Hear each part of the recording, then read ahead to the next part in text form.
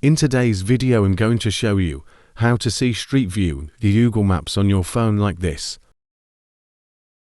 First you have to download the Google Map app. If you are on Android phone most of the time, it will be pre-installed. Now open the Google Maps app.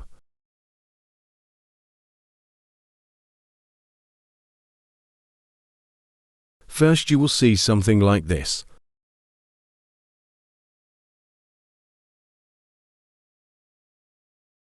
Now you have to search where you want to see like this.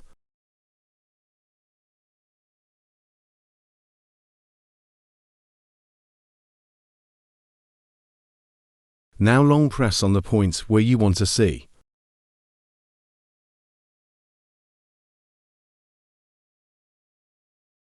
Then it will be marked like this.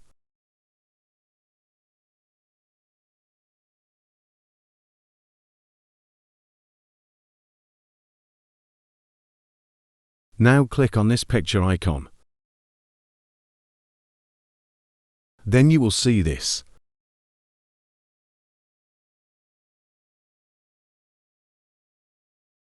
Now click on here to see it full screen.